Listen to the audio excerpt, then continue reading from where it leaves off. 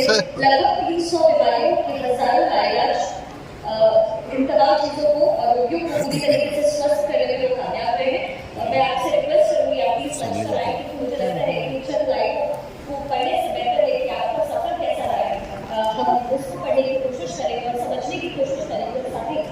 इस विश्व को एक संदेश देने की कोशिश करेंगे कि कैसे भविष्य में आगे बढ़ा जाए, ना केवल अपने लिए बल्कि उन तमाम लोगों के लिए जिनको आपकी जरूरत है। Request you to please be on stage.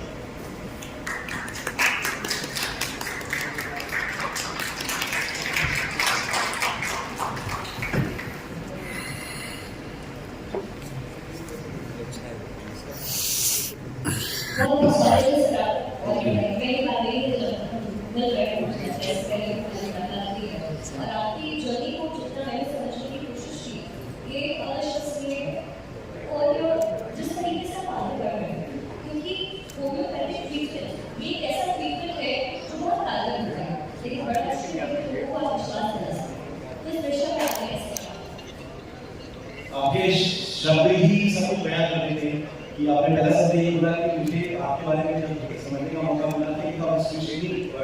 जो आपने यूज किया तो शायद इसी का नाम हमने लिया है कि किताब का नाम दिया है संभव,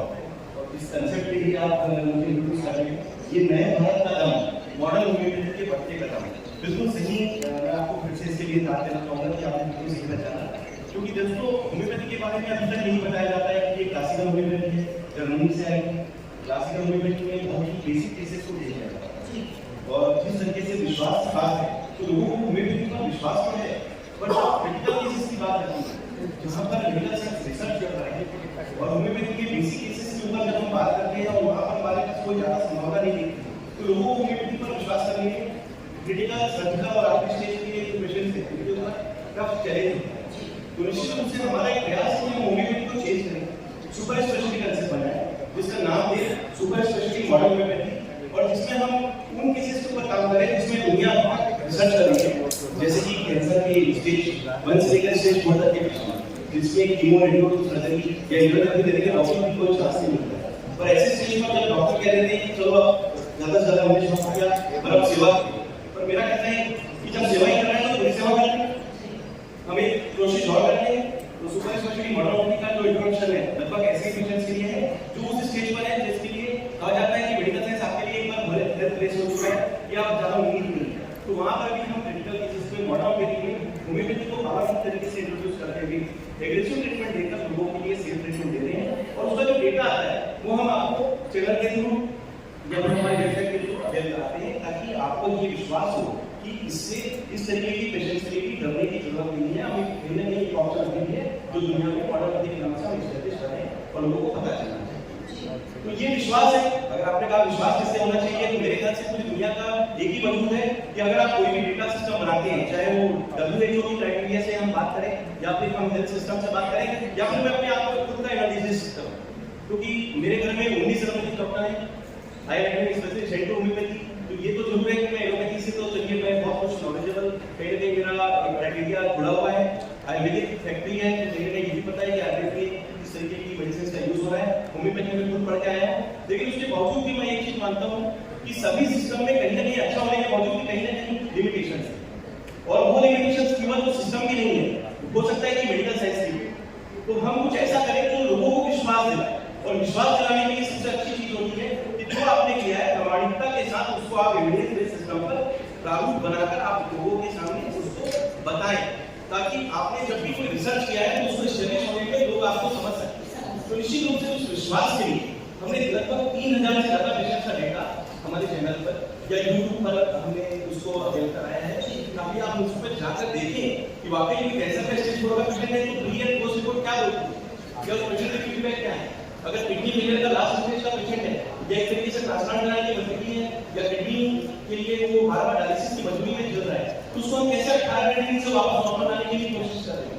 अगर वो ऑटोइम्यून कैटेगरी है जिसमें ये बोला जाता है कि मेडिकल साइंस में कि एलोपैथी में इसका कोई इलाज नहीं है और सप्रेसिव बीमारियों के नाम से वो जाना जाता है कि हम जीवन भर से दवाई करें, तो मेरा कहना है कि जीवन भर दवाई करने की जरूरत नहीं है। Modern homeopathy super speciality concept है, हम इसके माध्यम से आपकी जितनी भी ऑटोइम्यून बीमारियों के जो पॉजिटिव फैक्टर है उसको हम रिवर्स कर पा रहे हैं। बहुत बड़ी बात कर रहा हूँ, आपकी जरूरत कुछ होने जा रहा हूँ, कि हम ऑटोमेटिक फैक्टर से जितने भी पॉजिटिव फैक्टर है उसको हम रिवर्स कर रहे हैं और वो मेटाबॉलिज्म पर हम ऊपर से के अंदर से रिकवरी कर रहे हैं। और उस बात की पुष्टि हमारे रिपोर्ट्स का कहीं ना कहीं आप चैनल के थ्रू देख सकते हैं, पेशेंट्स की फीडबैक सुन सकते हैं। इसी तरीके से मैं थोड़ा सा एक चीज और बोलना चाहूँगा,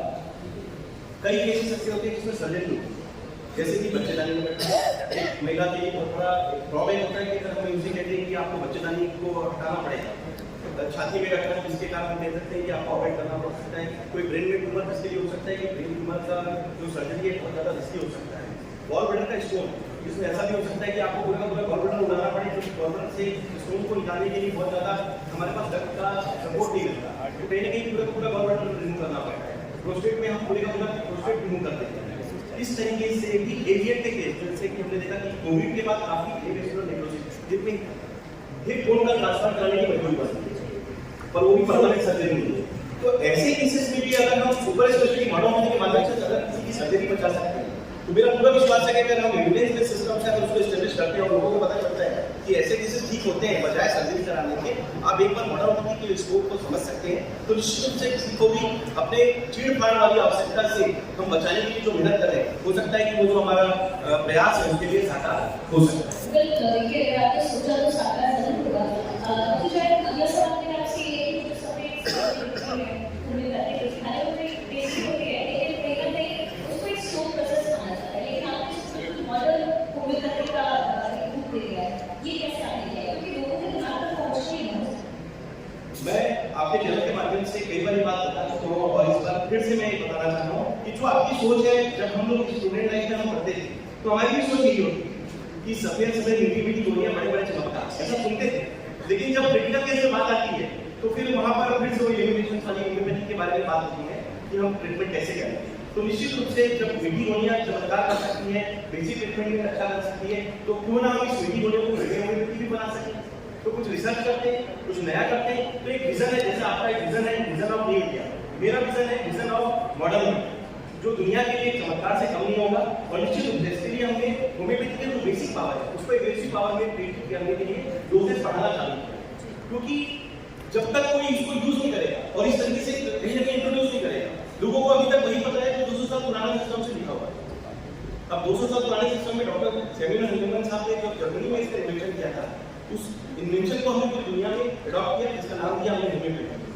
और आज हम 200 साल पुराने सिस्टम से आज के क्वेश्चन को जब डील करते हैं, तो हो सकता है कि वो जो पावर है, वो जो पोटेंसी है और आज की जो क्रिटिकल बीमारियां हैं जिस पर एलोपैथी में एक बार जाकर फेल हो रही है, तो निश्चित रूप से ऐसे केसेस में हमें टाइम कम मिलता है। तो उसके लिए हमें होम्योपैथी को खास करने की जरूरत है।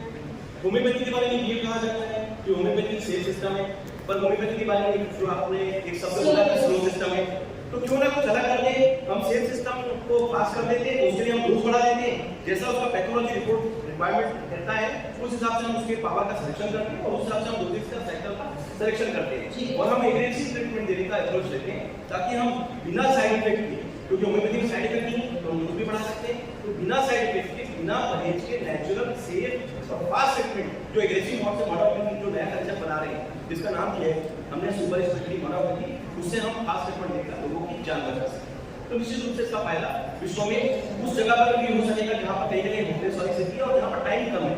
अगर कोमा का पेशेंट है जिसके पास वेंटिलेटर की स्टेज है, आप हॉस्पिटल में किसी कोमा के पेशेंट को देखते हैं, वेंटिलेटर चल रहे हैं और कई बार ऐसा होता है कि डॉक्टर्स पूरी मेहनत करते हैं, उसके बावजूद भी कह दिया जाता है कि अब आपके पास इतना समय नहीं है, आप वेंटिलेटर को हटाकर आप बस जो फाइनल प्रोसेस वो कर सकते हैं। लेकिन मेरा आपके चैनल के माध्यम से एक मैसेज है कि दोस्तों, आप modern homeopathy super special concept को अगर किसी की जान बचाने के लिए, क्योंकि हो सकता है कि हम आर्टिफिशियल के माध्यम से भी जो अपनी दवाइयाँ देते हैं, अगर हम किसी एक पेशेंट की जान बचा सकें तो निश्चित रूप से उस एक पेशेंट की जान बचा सकते हैं, सर्जरी बचा सकते हैं, उस पेशेंट को जीवन भर दवाई देने से बचा सकते हैं। और अगर उसको वापस खड़ा कर देते हैं तो ना केवल पेशेंट खड़ा होता है, बल्कि वो पेशेंट फिजिकली तो ठीक होता ही है, मेंटली कॉन्फिडेंट होकर वापस समाज में जुड़ता है। और दोस्तों, आप में से हर इंसान कहीं ना कहीं अपने फील्ड का एक डॉक्टर होता है। जैसे कि मैडम, आप इतनी अच्छी एंकर है, आप खुद भी बहुत अच्छी एंकरिंग करेंगे तो कहीं ना कहीं आप इस फील्ड की डॉक्टर है। पर कभी हो सकता है कि हम किसी भी फील्ड में अगर कोई तकलीफ वाला पेशेंट है, अगर हम उसकी मदद करते हैं, तो जब वो फिजिकली, मेंटली और सोशली जब बड़ा हो पाता है, तो निश्चित रूप से जो हमारे आरोग्य का डेफिनेशन है, जो आपका स्वास्थ्य भारत सम्मान का जो पहला शब्द है स्वास्थ्य, तो उसकी एक्चुअल मीनिंग की पूर्ति होती है फिजिकल, मेंटल और सोशल वेलबींग। तो कहीं ना कहीं इसकी हम पूर्ति करने की कोशिश करते हैं।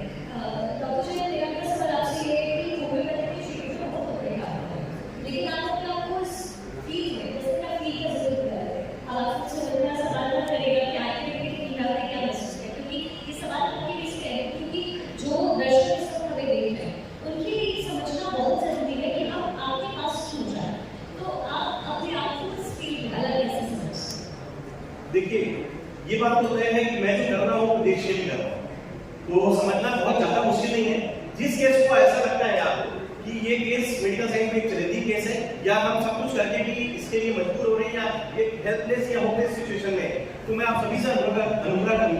कि आप मेरे चैनल पे जाएं। आपको पता चलेगा कि क्यों हम डिफरेंट हैं और क्यों मैं इस रिसर्च को पूरी दुनिया में जो WHO को हम देने का जो प्रयास कर रहे हैं, जिसका नाम दिया है हमने संभव, जिस बुक का नाम दिया है संभव, मैं आपके चैनल के माध्यम से इसके बारे में थोड़ा सा ब्रीफ करना चाहूंगा। ये बुक मैंने अपने पास रखी है। इस बुक का नाम है संभव, जिसमें हमने लगभग मेडिकल साइंस के सभी सिस्टम के फेलियर केसेस को समावेश किया है और उनके प्री एंड पोस्ट रिपोर्ट को उनके पेशेंट्स के डेटा के आधार पर आपको सबमिशन कर जानने के लिए मौका दिया है। तो ऐसा जिस बुक में हमने क्लियर एविडेंस बेस्ड सिस्टम दिया है, ऐसा ही सेम एविडेंस बेस्ड सिस्टम आपको मेरे चैनल पर मिलेगा। और जब आप जाएंगे और उसमें लगेगा कि यार ये जो पेशेंट है ये तो ठीक हुए हैं, तो क्यों ना सर ने जो बोला है उस बात को हम अप्रोच करें, तो निश्चित रूप से आपके पास काफी पर्याप्त आधार होता है कि जब कुछ भी नहीं हो, तो जब सब जगह संभव हो जाए। तो मैं आपके चैनल के माध्यम से बात करके कहना चाहूंगा कि सामान्य काम को असामान्य काम करने के लिए तो संभव करना कहा जाता है, जो आपके लैंग्वेज में हम मानते भी हैं। मैं थोड़ा सा इसके ऊपर बढ़ता हूँ। हम असंभव काम को असंभव तरीके से करें। असंभव काम मतलब मेडिकल साइंस की चुनौतियां हैं, उसको संभव तरीके से करें, असंभव तरीके से करें, तो निश्चित रूप से हमारा आउटपुट होगा संभव।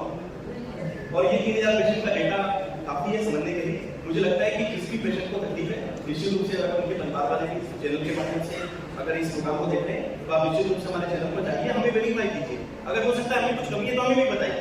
क्योंकि इतना एविडेंस बेस्ड सिस्टम है कि क्लियर कट हम अप्रोच दे रहे हैं कि आप समझ सकते हैं और हमसे कोई भी चीज पूछ सकते हैं। डॉक्टर्स का काम होता है लोगों को बचाना, वो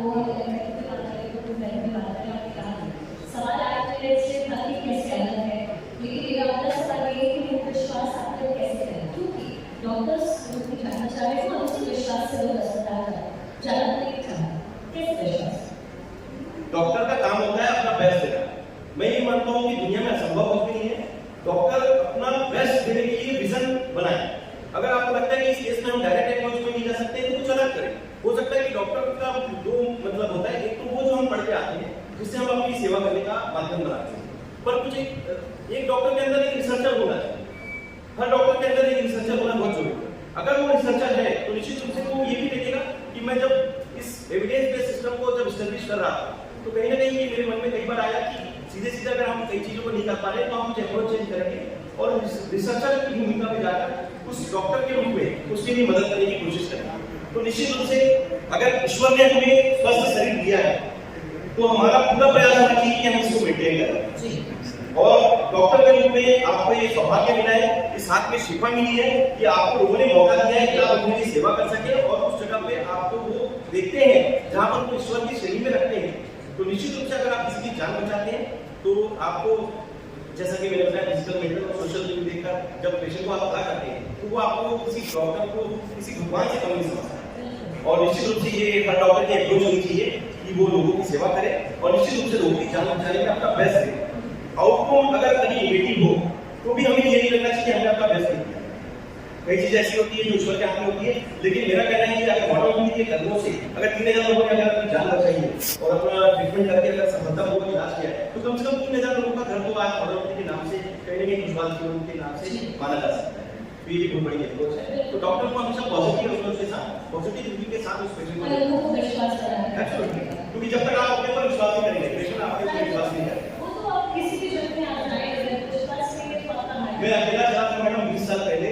एक विजन लेकर, और आज इस शायद 20 साल की मेहनत है संभव, जिनके कारण आज पूरी दुनिया में इसका नाम मॉडर्न ओपैथिक के नाम से इंडिया से हम जो इंपोर्टेड होम्योपैथी थी उसको हम exported homeopathy super speciality modern ओपैथिक के नाम से WHO को स्टेटस करने जा रहे हैं। ये तालियां तो बजनी चाहिए। 20 साल से बहुत छोटे ऊपर उठाना पड़ रहा है। जैसे कि मैंने अभी मुझे बहुत खुशी हुई क्योंकि हम पुरानी पद्धति में वापस आना विश्वास कर रहा है। तो एलोपैथी के मुकाबले देख रहे हैं आप लोगों के रुझान। मैं एक चीज आपके चैनल के माध्यम से फिर से कहना चाहूंगा कि सभी सिस्टम आपका बेस्ट है, क्योंकि डॉक्टर की भूमिका हर सिस्टम में अपनी ही होती है। एलोपैथी अपना एक एस्टेब्लिश सिस्टम है, होम्योपैथी क्योंकि क्लासिकल सिस्टम था जो कि जर्मनी से आई, आयुर्वेद हमारे यहाँ का प्रचलित सिस्टम है जो कि ऑलरेडी एस्टेब्लिश है, पर फिर भी रिसर्च हर फील्ड में होता है और मेडिकल साइंस में 70 से 80% बीमारी को हम उन केसेस पे काम करें जिसमें जिस भी सिस्टम का बेस्ट डेटा अगर हमें मिलता है तो हम उस सिस्टम के अप्रोच को कहीं ना कहीं अडॉप्ट करें। तो एलोपैथी हमेशा से बेस्ट नहीं है, इमरजेंसी सिचुएशन में एलोपैथी हमेशा से बढ़िया काम होता है और निश्चित रूप से मैं इसका मैं मानता भी हूँ क्योंकि मेरे घर में भी 19 साल के डॉक्टर है और मैं एलोपैथी से काफी जुड़ा हुआ हूँ क्योंकि मेरे पास ज्यादातर पेशेंट कब आते हैं जब एलोपैथी से कई बार वो फिगर से। तो निश्चित रूप से दोस्तों अगर ऐसे केस में भी अगर हम बॉडी से अगर कुछ अच्छा करना चाहें तो कहीं ना कहीं एलोपैथी सिस्टम को भी ये चीज अच्छी लगती है कि एक बीइंग अ डॉक्टर हम उनकी भी मदद कर सके जहां पर हो सकता है कि उनके अप्रोच कई बार पूरी तरीके से नहीं क्लियर होते। तो as a being a doctor और as a being a women सबसे पहले एक डॉक्टर को इंसान होना बहुत जरूरी है। इंसान इंसानियत जब तक ना रखे किसी पेशेंट को वो ये गाइड नहीं करेगा कि अगर हमने तुम्हारा बेस्ट प्रयास किया तो इससे बहुत ही बीमारी में मदद कर सकते हैं। हो सकता है मेरे कॉलेज में एक सिस्टम है जो कि हो सकता है कि अभी तुम्हारी मदद कर सकता है। और मैडम यही मैं आपको बताना चाह रहा हूँ कि हमारे ज्यादातर पेशेंट जो कि क्रिटिकल स्टेज में होते हैं, मेरा नाम critical and surgical disease specialist के नाम से आज माना जाता है, तो ज्यादातर हमें वही केसेस मिलता है क्योंकि अनुभव भी किसी केस में जा रहा है और ज्यादातर अप्रोच भी किसी केस में मिलती है जहाँ पर लगभग असंभव हो चुका है। तो हमें एलोपैथी सिस्टम के साथ काम करने की आदत है, तो हम लोग उनकी दवाइयों को भी कंटिन्यू कर सकते हैं और साथ में हमारी दवाइयाँ ऐड ऑन कर सकते हैं। और किसी केस में ऐसा लगता है कि अगर वो उनकी दवाइयाँ नहीं ले पा रहे हैं तो पेशेंट को हम प्योरली हमारे मॉडल सुपर स्पेशलिटी अप्रोच और ज़्यादा एग्रेसिव ट्रीटमेंट से देते हैं। और निश्चित रूप से जब हम कुछ अच्छा करते हैं, रिपोर्ट्स जब शेयर करते हैं तो जब पेशेंट की जान बचती है तो इसका फायदा उस पेशेंट को तो मिलता ही है, पर कहीं ना कहीं एलोपैथिक सिस्टम से भी हमें अप्रोच मिलता है और उसका एप्रिसिएशन भी कहीं ना कहीं देखने में आता है। और दोस्तों आपके चैनल के माध्यम से कहूँगा कि हमारे यहाँ ज़्यादातर एलोपैथिक डॉक्टर्स के भी घरों का ट्रीटमेंट हमारे यहाँ बहुत श्रद्धा से किया जा रहा है और 19 देशों का जो ट्रीटमेंट है, करीब 19 देशों का ट्रीटमेंट है ऑनलाइन सिस्टम के माध्यम से, जो मेरी टीम के माध्यम से हम मैनेज करते हैं, जिसमें कई एलोपैथिक सिस्टम के डॉक्टर्स का भी ट्रीटमेंट है जो कि हम मैनेज कर पा रहे हैं और लोगों को मॉडर्निटी के नाम से दुनिया में भारत के नाम से एक मैसेज दे रहे हैं कि असंभव कुछ नहीं है, प्रयास अपना करना है और कुछ अलग करना है, तो कहीं ना कहीं आप हमसे अप्रोच दे सकते हैं, जिसमें एलोपैथी का भी कहीं ना कहीं हमें कहीं ना कहीं अप्रिशिएशन मिलता है।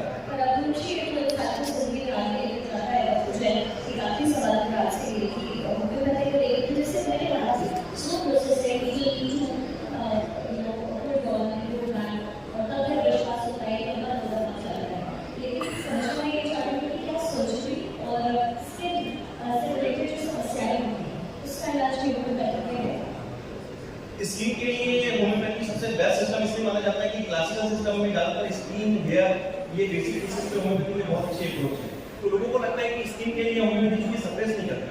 कहीं ना कहीं आपको किसी भी तरीके से दबाने का काम नहीं करती, तो नेचुरल ट्रीटमेंट होता है। बस इसमें हमने जो बॉडी सुपर स्पेशलिटी कंसेप्ट जो एड ऑन किया है उसमें बस एक चीज और अच्छा किया है कि हमने इसको पास कर दिया, तो लोगों को जल्दी फायदा मिलना चाहिए। और जिस लेवल पे आपने दूसरा क्वेश्चन पूछा, स्किन के लिए तो हम होम्योपैथी में हमेशा बेस्ट लेवल देते हैं सर्जरी। तो थोड़ी देर पहले मैंने बताया कि अगर हम किसी भी प्रकार की सर्जरी को बचाने के लिए अगर कोई भी दवा का उपयोग करते हैं, समझ लीजिए एलोपैथी की कोई भी दवाई से हम किसी की सर्जरी बचा सके, हम गठान बोल सके, बच्चेदानी की गठान बोल सके, छाती की गठान बोल सके, ब्रेन का ट्यूमर बोल सके, गॉलब्लैडर का अगर स्टोन बोल पाते या फिर प्रोस्टेट को नॉर्मल ला सकते या एवियन को बचा सकते, तो कोई भी पेशेंट सर्जरी कराने से पहले भले एलोपैथी सिस्टम की भी कोई दवाई होगी तो वो जरूर लेते। अगर वो दवा वहां की है इसलिए एलोपैथी सिस्टम में वो सर्जरी पे जा रहा है। तो मैं आपको इस चैनल के माध्यम से यही अप्रोच दे रहा हूँ कि सर्जरी के पहले एक और सिस्टम अडॉप्ट कर सकते हैं जिसका नाम है सुपर स्पेशलिटी मॉडल, जिसमें आप सर्जरी बचाने के लिए लगभग इसी सिस्टम का उपयोग करें और दवाइयों के माध्यम से उन पेशेंट्स का डेटा को अप्रोच को कहीं ना कहीं फायदा मिले, ताकि हम किसी की सर्जरी बचाने के लिए जो प्रयास करें, किसी को चीर-फाड़ होने से बचा रहे हैं और उसका जो नेचुरल सम्मान है वो वापस मेंटेन कर पा रहे हैं। तो कहीं ना कहीं ये बहुत बड़ा प्रयास है कि किसी के लिए शारीरिक रूप से उसको खड़ा करके जीवन भर बिना काट छीट के चीर-फाड़ के दवाइयों से इसको ठीक करना है। और निश्चित रूप से वो ईश्वर को याद करता है, मौका मिलता है, शायद मेरे हाथ में वो शिफा होगी जो मुझे विश्वास है कहीं हम उसको देते हैं। तो निश्चित रूप से मुझे भी अच्छा लगता है कि हम किसी की जान बचा सकते हैं, किसी की सर्जरी बचाने की मेहनत करते हैं और इस अप्रोच से दुनिया को फायदा मिलेगा।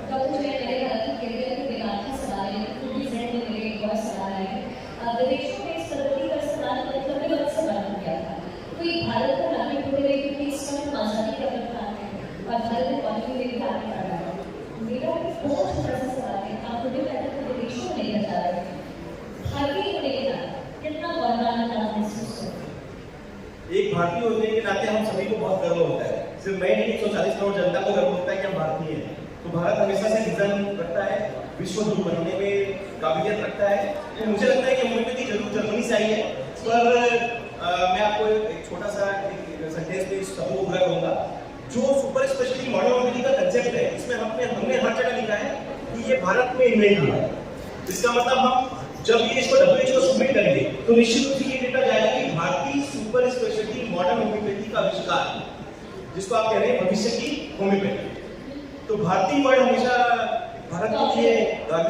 गौरवान्वित करने के लिए माना जाता है, और मेरा परम सौभाग्य है कि मैं इसके माध्यम से भारत का नाम WHO को भारत के लिए दे पाऊंगा। बहुत बहुत शुक्रिया आपका हमारे साथ रहने के लिए। और आपका अच्छा लगे मेरे के बारे में डॉक्टर ने कहा कि बच्चा शब्दों का इस्तेमाल कर पूरी कहानी जो होगी उसकी तासीर अलग की जाती है। बहुत बहुत शुक्रिया आपका हमारे साथ जुड़ने के लिए। Thanks for